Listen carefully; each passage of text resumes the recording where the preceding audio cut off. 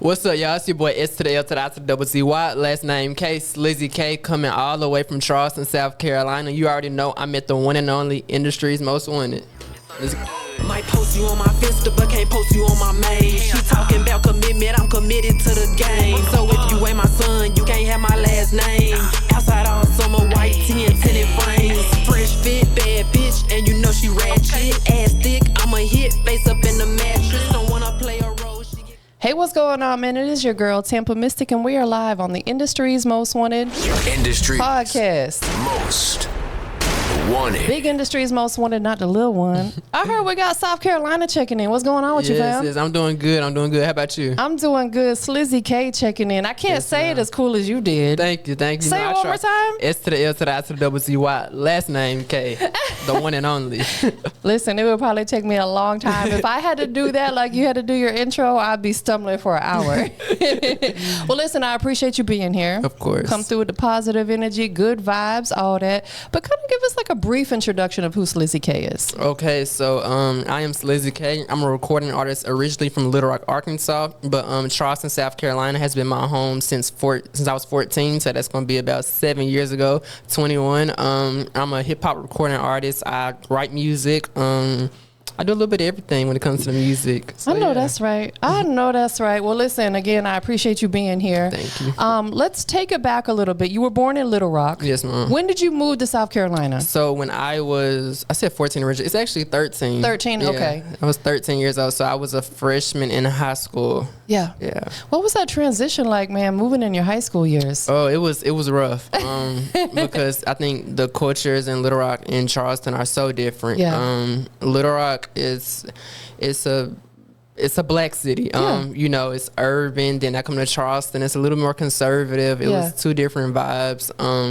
Especially Charleston has their own culture, you know, especially coming in as an artist, you know, you come in, you don't have the same accent or, you know, you don't know the same lingo as the other Charleston artists. But I think it was different, but I think me being myself, I stayed true to who I was, and you know, my uniqueness allowed me to stand out when I came to Charleston. Absolutely. I think that it helps being in different cultures per se. Definitely. Like you said, Little Rock is very different than Charleston. Yes. It kind of gives you like almost a newfound respect for why people do things the way they do, because you get to experience it firsthand. Most definitely. Anything that you would change about that move or anything, or would you leave it just the way it was? I think that I don't know, that's a good question. I think that I would have came in with more of a positive energy, because when you're young, you know, all you thinking about is I'm leaving my friends, you know, I'm leaving my family, everything that I'm used to. So I'm gonna be honest, it took a little while for me to get adjusted. I didn't really get adjusted. It was like 2 years. But like, if I knew that it was going to be so smooth once I, you know, finally just put my hands down and accepted what God had for me, I think it would have went by a little faster. But, you know, it's a learning experience for sure. Definitely. Taking it back to when you first started doing music, I know you were very young. You were like around the age of 13. Yes, ma'am. Started taking it seriously about 6-ish years ago. Your 13-year-old self, what made you decide music was something you wanted to do? So growing up, I always had a passion for performing. Yeah. Like I used to watch the BET Awards as a kid. I just always had a passion for being in front of a camera, having an audience. So, you know, that comes in many different forms. But, you know, growing up, we had platforms like SoundCloud available. And, you know, just going on the app and playing with it. I think that really led me to just explore my creativity. It really started off as just me playing around as a kid. Like, I was like in 8th grade, so just playing around. You hear your favorite artist on the radio and you think, you know, I can do that. Yeah. So I think just starting off with something as an idea, but staying consistent with the idea, and you know, you see how that passion develops over time. Definitely. Were you writing at the age of 13, or were you kind of reciting other people's lyrics? No, I was actually writing. So the crazy story about that is, I remember in like 1st grade, I remember like we were first learning about making things rhyme and basic similes and metaphors. And every time we were able to create a simile and metaphor, we could go to the printer and print off a picture that connected with that metaphor. So let's say I said, the cat is long like a bat. You could go to a printer and print out a picture of the cat and the bat. And I love printing out pictures, you know, and going on the computer. So I always think about, you know, this is me at second grade. Think about all of the different things I can come up with to go on the printer and print out the picture to match, you know, my little rhyme. And I think that was probably the beginning where I was like, you know what? I'm doing this faster than all the other kids. You know, it would take them, you know, days to come up with simple stuff. I could do that in like 5 minutes. So, you know, I think that's probably the earliest I can think about my artistry starting. It truly is a gift and a skill set, because you are absolutely right. Like, you know, I don't write music, but I write articles, and sometimes I gotta like spend my whole day just really thinking about it and going back and making changes. You're able to do it quickly. Was that when you really discovered it, like around the age of 13, that you were good at writing, or was it, you know, you said second grade, but like 13, is that when you decided, you know what, music is something that I really want to start pursuing even more? So when I moved to Charleston, South Carolina, I was just blessed with a lot of great opportunities. Charleston, we really support local artists. I was able to have my music featured on the radio when I was like 15 in Charleston. So, you know, that gave me a little boost of confidence, a boost of everything. I think it made my transition process faster than probably a lot of other artists. But that just came with being in the right place at the right time, God, and, you know, just staying consistent. I think having good energy, you know, I'm the type of person wherever I go, I'm gonna introduce myself. I'm also introduce my music. So you're gonna know I'm Kylan, but I'm Slizzy, the artist as well. So, you know, just networking. And, you know, it made that transition smoother. Absolutely. A closed mouth don't get fed, right? Ma'am. We got to like promote ourselves, especially now we're in an era with social media. It almost can become overwhelming sometimes with the amount of content that we have to come up with. Like, what do we post today? And social media wants us to be posting like every day, and it can become a lot. It can. So over the years of you writing music, how has your pen game enhanced? You know, it's definitely enhanced a lot. Because I started off with an album series called Slizzy Season, and it's crazy because if you Google that album, I removed all of those albums off of streaming platforms just because I've grown so much as an artist. So, you know, I think just by taking criticism, you know, I think when I first started off, I was so sensitive about my artistry, and, you know, when people would give criticism, I would take it as hatred. But I think one of the reasons that I've been able to, you know, grow and, you know, just become a better artist is by understanding that most people don't want to hate you, you know, especially when you're a local artist. We usually want to see people, like local artists, succeed. You usually want to see the underdog story naturally as a human. But naturally, you know, as an entrepreneur, as an artist, when we hear criticism, we think, oh, everybody hating on us, everybody against us. But I think the moment I realized that, you know, people not really hating on you, this is just honest feedback. And when I start applying that feedback, and, you know, also learning that, you know, you can't take feedback from everyone, but taking feedback from the people that you would actually ask advice for. Because, you know, the thing with music is everybody's going to have a different musical opinion, because we all like different music. But I think, you know, just taking into consideration of the feedback that I take in, what I don't take in as well, I think that led, you know, my pen game to get stronger. And also just, you know, practicing. Absolutely. Trying out different flows, learning different artist styles, experiencing life as well. I was about to say, in life experience itself. Sure. That's dope. But let's talk a little bit more about what you said, being able to take that constructive criticism, because I feel like that's something a lot of artists, and not even just artists, people in life need to deal with. Definitely. Because I used to be like you. I would get so offended, and I'm like, one thing I really learned in my years in business is you can't please everybody. I agree. Nor should we try to, because we'll make ourselves crazy. Everybody on social media is an expert at whatever it is that they do, and also everybody is a troller. Not everybody, but a lot of people are trollers on there. But I bet you if they is in your face, they wouldn't say that stuff at all. I can guarantee you that. Y'all got trigger fingers, you know, when it comes to that social media. Y'all bullies online. But they step in your face, they ain't gonna say that. And that's why I'm like, I learned, because I'm like, I don't even know this person. Their opinion don't matter to me. At all. And like, quick example, I was looking at some of the stuff that Power 105.1 was posting from the BET Awards last night. And every post they made, there was criticism about, you know, Sexy Red and a few other people. And I'm just like, I look at someone like her who gets a lot of, you know, shade and criticism and stuff, but she don't care. She just keeps doing her. I can't help but respect that. You know what I'm saying? So it's like, we can take heed. Anybody out there who's having an issue overcoming that constructive criticism, what would you tell them? It's your life. I mean, they're not living your life. If it's something you're passionate about, just understanding overall, there's going to be people that don't support what you want to do. It's going to be people that's going to want to hate. But, you know, if it was easy, everybody could do it. It's a reason why, you know, if you listen to the radio, realistically, you're hearing the same 50 artists. And you're hearing the same 50 artists from basically, you got 4 major labels. Like although we have so many artists, you know, as far as the mainstream level, it's a reason why it's only so many people that make it to that level of success. Because, you know, they chose not to let the haters get in their ear. So, you know, like I said, if it was easy, everybody could do it. That is facts. You just nailed it. You are absolutely right. You have to be 110% passionate about this. With that being said, music is complete passion for you. Definitely. What would you say is your purpose through music? I would say my purpose is just to bring a smile on people's faces. I think especially during the COVID period, I realized how hard life was for everybody. So if I can use my music as an opportunity to put a smile on somebody's face, to bring a sense of encouragement, self-assurance, all of those things, then I've done my job as an artist. Because, you know, like I said, life is hard, and as you get older, you realize how we're able to use music as an outlet to escape from whatever we're going through in our life. And, you know, I think that's what I really want my music to do for everybody. Absolutely. It is absolutely a form of therapy. Definitely. 100%, no matter whether you're an artist that creates music or you're an artist, you know, maybe a producer who makes the beats, or someone like me who does what I'm doing. It's a form of therapy. Most definitely. Do you sit down and put pen to paper still, or are you typing it in on your phone? Like, how does that portion come together right now in 2024? Okay, so right now in 2024, almost everything is done on my phone because I need to be able to write wherever I go.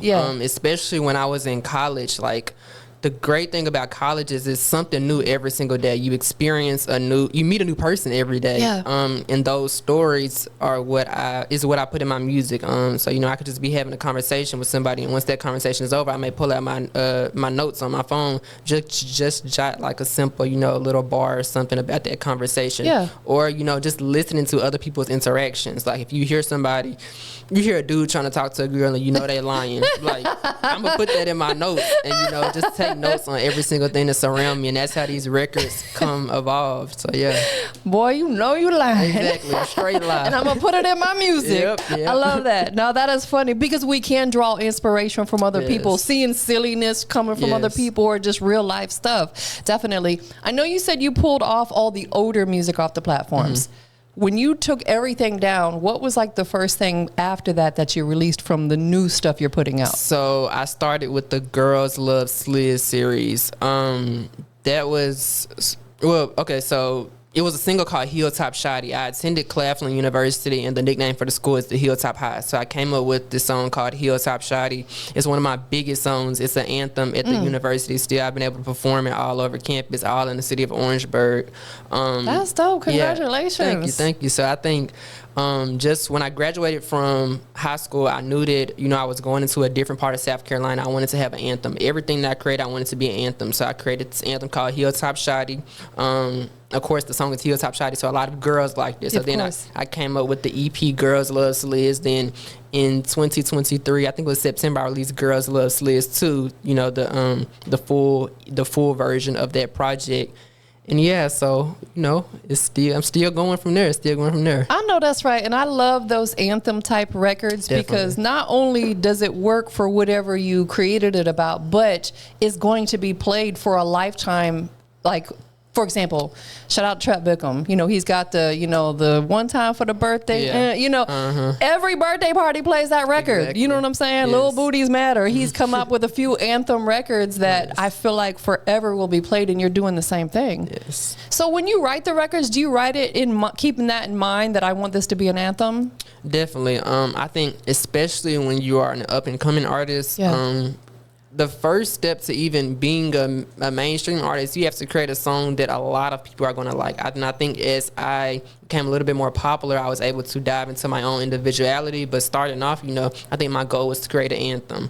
All anthems, then I'm able to incorporate more personal experiences within those anthems.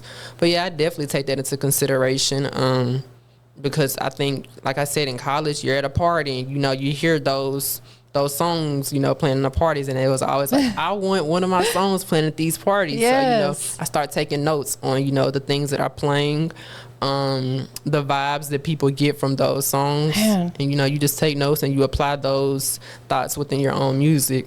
I love the fact that you're like really studying it. You know, you're Definitely. a student to the music business and Yes. how it works. Yep. And in order to get in the position that the people that you aspire to not necessarily be like them, but do the things that they're doing, you have to study that. Definitely. And see how they got there. And you've absolutely done that. I think that's a big miss for a lot of artists. Yeah. It's a huge miss. Y'all could take notes for real. Like you putting people on game right now. Yeah. With your projects, you've got 2 of them, Girls Love Sliz, the first one, and then part 2. Yeah. If someone goes back and listen to the first one, and then they fast forward to listen to the second one, what are we going to hear different, if anything? Confidence within the flows. Yeah. That would be the first thing, because the longer you do music, the more confident you get in every single thing you do. Life experience stories, you know, because I wrote the first project, I was a freshman in college. Last project, I was a senior in college. Okay. A lot happened throughout those 3.5 years. Yeah. So, you know, I think you'll hear the life experiences. Also, you'll hear the versatility within the music. The album Girls Love Sliz too, it takes you on a journey. So, you know, you start off with the intro, which is Talk My Shit, which is straight hip hop, you know, to start you off on a jump. Yeah. But then, you know, you go into records like Damage, Movement. Damage particularly is a record, you know, I'm singing, it's more vulnerable. Movement is a pop beat, you know, so it takes you on a journey. And I think, you know, when you're young, this is the opportunity for you to try and find your sound more. And, you know, maybe not even find your sound, but just create music that you enjoy as well. Yes. Because I'm the type of person, I don't like to put myself in a box. I like different types of music. Yes. And a lot of times when you create different sounds, you know, you attract a bigger audience 100%. because you're not just making the same types of records. And like I said, when you're an up and coming artist, you want to attract as many people as possible. And it's okay if you don't like the whole album, but I bet you're going to find one song on that album, and I think it's a song for every demographic, you know, no matter who you are, what you like. And I think that was my favorite part about this Girls Love Sliz 2 album. It made me so confident going into different radio stations, different environments, and promoting that album, because, you know, I know that everybody doesn't like gangsta trap, you know. Some people like soft pop, and I knew that I had a song for everybody on that album, and it just made me more confident and comfortable promoting the album. Man, how did you get so much wisdom? Starting so young, I guess. For real, like, it's just amazing. You don't have to disclose your age if you want to, but I know you're young. 21. I turned 22 in August. Wow, I'm so impressed. Thank you. I'm so serious. I've been doing this for a very, very, very long time, and I've sat down with a ton of artists, some of them that are, you know, probably even close to twice your age or 10, 15 years older than you, and they don't have a grasp on the industry like you do. Yeah. So I can only imagine what you're going to be like another 5, 10 years from now. I'm ready to see what God has for me. Unstoppable. Thank you. Definitely. So the fact that you make different types of music, you know, draws you in different audiences. What about other genres? Does that interest you? Yes. So I will always say, before an artist, I'm a writer. Yeah. I have a passion for writing music, and the thing about writing music is, you know, I'm starting to realize that the reason we have writers is because sometimes your style and your voice may not match the particular style that you're writing. Yes. So, you know, that's why you see a lot of demo tracks, and you see a lot of artists sell records to other people. And I think that's one thing that I'm learning. It's just like, just because a record may not sound good with your voice or your flow or your style doesn't mean that that's not a great record. Right. So I'm starting to become more confident in, you know, what I'm capable of, and accepting the fact that, you know, maybe this record should go, you know, go to somebody else. Yes. And I just did this record called Outside. That's my new song I'm promoting. And the song started off with, I recorded the full song. Yeah. I had a first verse, a second verse, but then, you know, I cleared out the second verse, and I was like, you know, maybe it's another artist that can add to this song. And a lot of times as artists, we're so cocky, you know, we don't want to accept the fact that there is somebody else that can add maybe more than what you can add to that song, and there's nothing wrong with that at all. And this, you know, the song is one of my biggest songs. It just came out like 2 weeks ago, and it's already doing better numbers than a lot of my other songs, just because I was able to, you know, step back and say, Slizzy, you know, you're a dope artist, but you know, it's a lot of other dope artists as well. And you know, with the idea of collaboration, you bring in different fan bases. The song is a collaboration with the female artists, and you know, a lot of times dudes, we want to stay with the gangster records. Yeah. You know, we don't think about all of the female artists that are out here killing it. And you know, just making that decision, it has introduced me to a lot of new people, connects. So yeah, I think just understanding the idea that it's always room for improvement. And you know, when you look at any album, even if it's an album where it's no features, there are still so many collaborations within a song. Yes. You have multiple writers, you have multiple entrepreneurs, multiple engineers, Yes. Producers, all of that stuff. So you know, just understanding that I can't do everything by myself. Man, that is absolute facts. We need a village, right? Definitely. We need a team of people. Yes. It's difficult to find people who are on board, though. I agree for sure. I know it firsthand. I've been through a lot of people, and oftentimes I find myself just doing it myself just because I'm somewhat of a control freak. You know what I'm saying? Because I want perfection as close to as possible. Yes. Definitely. I feel like that's something that I can work on within myself. Yeah.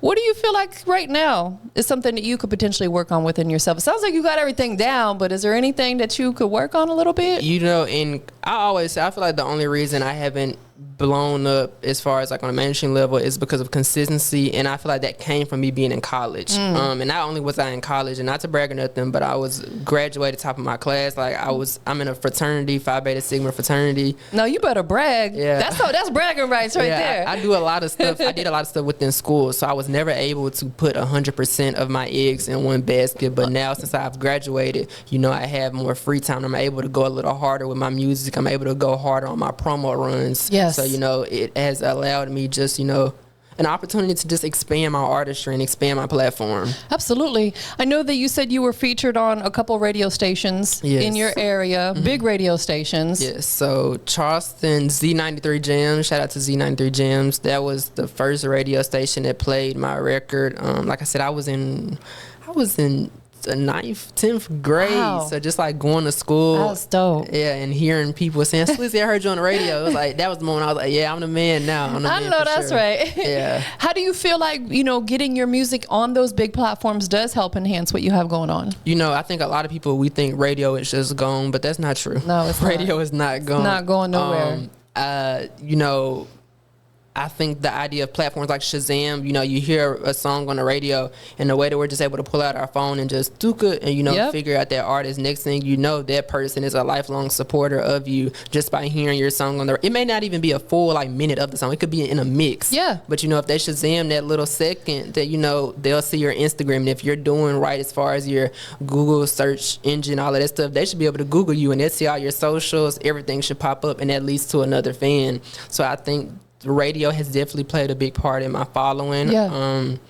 It has definitely played a big part as far as just connecting as well, you know, with other people, other artists, because, you know, like I said, we say we don't listen to the radio, but realistically, if your phone is dead, you listen to the radio. Absolutely. So, yeah. And I think, you know, every artist, whether they admit it or not, they would love to have their song on mainstream radio playing with the Drakes and the whoever else is out there popping, you know. And I also just want to, I think it's a sense of verification too. It's like our Instagrams, I view my Instagram as like a resume. So, you know, if I go to your Instagram and I see, oh, you're on these radio stations, it kind of just makes me view you like, you know, you're really doing your thing. You're really invested in your music. Yeah. So I think it's a sense of verification. It solidifies you. Yeah, it solidifies you for sure. For sure. Definitely. Absolutely. Most definitely. And you're right about the Shazam. There has been artists, I'll hear a song, like I listen to Sirius XM quite a bit, and, you know, I'll be listening to it in here so I can't see. Yeah. So I'll Shazam it and I'll discover a new artist that I'll become a fan of. So you're absolutely right. So artists, make sure you get your business together. It's super simple. Who do you do your distribution with? So I do it through DistroKid. I've been doing DistroKid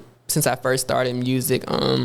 You know, I think it's just always been the most efficient as far as getting my music on every single platform. Yes. Like, I can get my stuff. I have a music video for my song called SYA. Y'all should check it out. It dropped like a month and a half ago. That video is on Apple Music now, you know. And when you go to an artist, Apple Music, and you see their clean picture, you see the music videos, then also I have my bio on Apple Music, my hometown, all of that stuff. It just makes you seem more solidified. And when it's hundreds and thousands of people trying to rap, and if I go to your page and I see how clean it is, you know, even though I haven't technically made it, if you can fake it till you make it, then in some people's eyes, you've already made it. So I think just, you know, just keeping everything clean and, you know, top quality for sure. I could not agree more. Yeah. I judge people on that. Oh yeah, me too. I will judge you. Yes, I go to people's pages, like you said, there are artists and they've got more memes and junk. It looks like a spam page. And I'm like, okay, where is your music at? Yes, where is your videos? Like, where's your photo shoots? Where's you know, I want to see all of that. Exactly. So again, that's a big gem that these artists could take from you, you know, because perception is everything. I agree. That's what I was telling her, you know, like she was saying how she liked it in here. And I says, I'm big on aesthetics. Yeah. Perception is everything. Most definitely. Whether we want to admit it or not. You know what I'm saying? People take you more seriously when you got a certain appearance. Exactly. And it necessarily shouldn't be that way. But that's life. That's life. Yeah, that's life. That's the way it works, most definitely. Are you going to be working on a third part to your album, Girls That Love Sliz? So I think that we are going to leave that series where it's at. Okay. I view life as, you know, it's all about, you know, different stages and phases, especially in music. I think with my recent song, Outside, I saw how that song, I'm seeing how that song's doing. And, you know, I think I'm starting to get an idea of the direction that I want to go. I definitely think that I've learned a lot from those two projects, and there are things that I'll incorporate in my music that I did in those projects. But life is all about growth.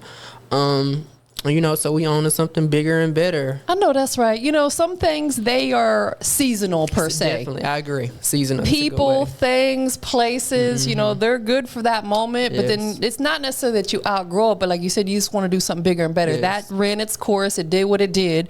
Now we've got, let me pull it out. Let's get into it. Let's get into it, y'all. Look. Album cover on the front. Girls Love Sliz 2. Can you turn it around for me? Absolutely. Hashtag Girls Love Sliz 2 available on all platforms. Get into it. You know, Big Sliz, I always come big, whatever I do. First of all, I'm big on texture. Oh yes, top notch. It's not like that gas station family reunion. No, not at all. Cardboard, sandpaper. It's like good material. Good material, top notch quality. Good quality. I love the color theme on there because it really stands out. If you had just did all white, it would have been cool. But the green and the white, is green your color? Yes, green is my artist color. I could tell because you got it on your shirt over there too, the Boston green. Celtics. Yep. So how can people, if somebody wants to get one of these from you, how do they go about doing that? So shout out to you. You actually got the last bag. Okay. So you're very special. So you got the last. Say the best for last. Exactly. No, exactly. But as I drop new songs and new music, like I said, that was a phase, and now we're into that next phase, and y'all will see new merch. But you have to stay updated on my social medias at IAMSLIZZYK to see all of that merchandise. And I think that is a dope piece of merch to hand out because people will use it. Yes. I'll absolutely use it. What woman doesn't need an extra bag in their life for something? Exactly. I already got a huge purse over here and I feel like I need a second one. I feel like one of them little old ladies that have these huge bags that weighs like 50 pounds and it's like, do I really need all this stuff? No, I just need a second bag, a tote bag. Exactly. So you will be coming out with other types of merch in the future? Yes. You know, I always take into consideration of who my audience is, and you know, with merchandise, it's always things that are trending. So you know, it's a lot of stuff on the works. Yeah. A lot of different things. You know, a lot of artists just do T-shirts. I'm not no basic artist, so we pass T-shirts. So you know, just stay on the lookout on my socials. I am Slizzy K, and see what's next. Absolutely, and I like what you said too. And this is something I discuss with artists when they're talking about starting a merch line. Is you want to put yourself in the consumer shoes. Yeah. Would I wear that? Hell no. Exactly. Well, then why would you expect someone else to do it? Exactly. You know what I'm saying? So you put a lot of thought into it, and like you said, you know your target audience. Yeah. Definitely. Who would you say is right now kind of your target audience? Well, I attended a historically black college, so I was around black women majority of the 4 years. So definitely my ladies. I know that. Shout out to the black girls, but yeah, I definitely women in general because you know, one thing I've learned, women support in different ways than men do because women are actually going to buy the merchandise. Yes. And I think women are a little more loyal as far as, you know, who they support, as far as artists. I think one of the great things about women as well, I was just talking to Caitlin about this. women look into your background story more than men do as artists. So a lot of times men just look at, they're looking at your music videos, but women actually read the articles. They're going to actually Google you, take that deep look into you. And one of my biggest flexes is that I'm more than an artist. I have all of this background information about me that we're talking about right now. And a lot of times there are women that take that, that next level approach and do that research on you. So, shout out to all of the girls that love Sliz, like the album says, for sure. You are absolutely right. And I think that's why I love what I do so much. You know what I'm saying? Because journalism can come in many forms. I agree. I prefer to work with independent artists. I've interviewed some majors, and that's cool. But I like to work with artists on the rise because I like to be a part of their journey too. Yeah. Like when you start getting them Grammys, I could be like, I interviewed him and I got his last tote bag. Yeah, you sure did. Bragging rights. You know what I'm saying? Yes, ma'am. So you are absolutely right. And women will definitely be your biggest audience, your biggest supporters. Less shade from the ladies. It's going to be the fellas. Just like with a female artist, it's going to be more shade from other women. Yeah. That's just what it is. And again, like you said earlier, we just have to keep moving, keep it pushing. Keep it pushing. The record that you have out now, the single, which is called Outside. Yes. Who is the female artist that's featured on it? So Queena Des, she is from Charleston. She's blowing up right now. She was featured on Lil Boosie's daughter has a platform where it's in Atlanta actually, where artists come up and they do like live performances, and her video just got 1 million views. So luckily I was able to secure that feature before she blowed up. So, I know that's right. Business, to all the artists, whenever you see an artist that look like they're about to blow up, lock in for that feature. Exactly. So shout out to Queena for helping make this record come alive. And, it's doing great things, especially in South Carolina. Yeah. And I'm just excited to see where that record goes. Absolutely. Did you shoot a video for it yet? So we just shot a live performance that actually just released yesterday. It's crazy. Yeah, you can find that on YouTube. If you just search up Slizzy K, SLIZZYK, you'll see all of my videos and everything. Check it out, hit the heart, comment, all of that good stuff. Hit that subscribe button. Leave a nice comment, thumbs up, heart, all that. Definitely, because that's one thing as people who are entrepreneurs, small business owners, artists on the rise, one of the hardest things to do is get people to support you. Yeah. And there's so many ways that people can do it that cost them nothing but a couple seconds of their time. Exactly. And I want y'all to know that, that means a lot to artists. There are a lot of songs where, I'll be in the studio and, somebody in the studio, like, they'll like the song, but they just won't really say nothing. So in your head, you're thinking, okay, am I coming hard enough? Like, I've been having to tell my engineer, like, if it's hard, nod your head or something like that. Facts. Exactly. Because, as artists, we think so deep on all of our music because it's our art. And, you're very you care a lot about what people have to say about your music. Of course. So a single fire emoji, that means a lot, especially to your up and coming independent artists. So if there's an artist that you like, if there's an artist that you support,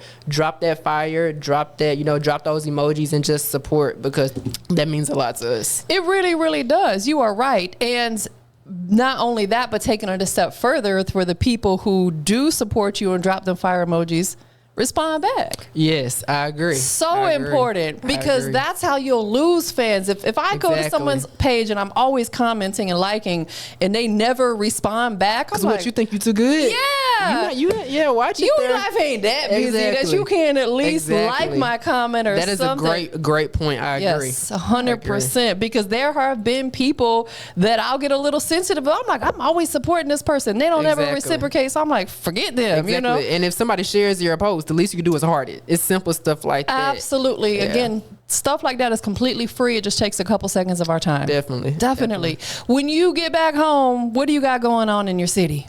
Ooh, more promo.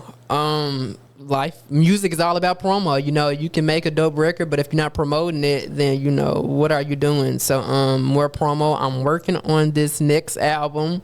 I'm excited for that. So, once I go home, back in the booth, but then after I'm in the booth, more radio appearances, all of that good stuff. Have you ever thought about maybe mentoring with artists or other people? Because you have a lot of knowledge. Like, I really commend you, and you have the correct knowledge. Have you thought about, starting any type of mentorship? So one of the reasons I went to college is because of course I want to be an artist, but I really have a passion for like artist development, like A&R, and eventually I want to own my own label. There you go. And I majored in mass communications because a lot of artists, especially like growing up in Charleston, I think the main station was the Breakfast Club. Yeah. And you would hear artists get on the Breakfast Club and like they just stuttering or like they don't know what they talking about. And so I majored in mass communications, you know, not only for me to learn more about the speaking side, the journalism side, but also for me to, you know, learn more about just all of the different forms of media. You know, I think that's how I've been able to be successful as far as the radio appearances and all of that stuff. Yeah. Because I know I've been in your shoes before, so I know what an interviewer likes. I know what an interviewer doesn't like. So just learning and taking notes, you know, from my college experience, I definitely, you know, want to go into the artist development side. You're very polished. Thank you. You're I appreciate very, very that. polished. Absolutely. I've been interviewing for about 13 years now. I've literally done thousands of interviews, and having a conversation with you is like a breath of fresh air. Thank you. I appreciate that. And I mean that. People know I'm very, very honest, because I'm like, it doesn't help anybody to lie to them or gaslight them or whatever. Definitely. You're doing your thing. Thank you. Anybody who's interested in working with you on any level, what's the best way for people to follow you and keep up with your movement? So social media, that's IAMSLIZZYK. You can Google me at Slizzy K and you'll see all of my platforms, all of that good stuff. Emails, if you're serious about some business, only if you're serious, slizzykinquiries@gmail.com. And one thing I can say about him is he actually checks his emails. I do check my email and I respond pretty fast too. So That is something that I always get on people about, whether it be artists or their managers. Mm-hmm. I'll send them an email and then like 2 weeks later, they're just now responding. And you I'm done missed your blessing just like that. Exactly. Or I'll email them something and then they'll come to me on Instagram talking about, did you send that over? I'm like, well, did you look?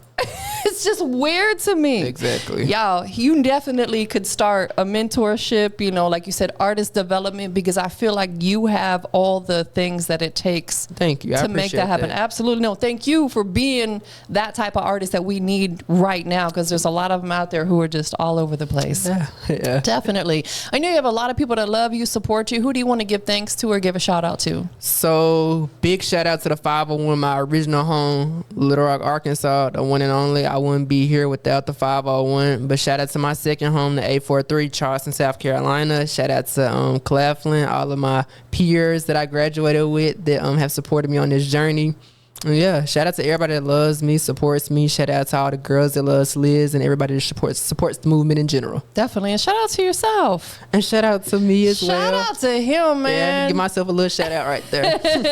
Definitely. My last question, last but not least, we're live. Big Industry's Most Wanted, not the little one. Wanted. What makes you the industry's most wanted?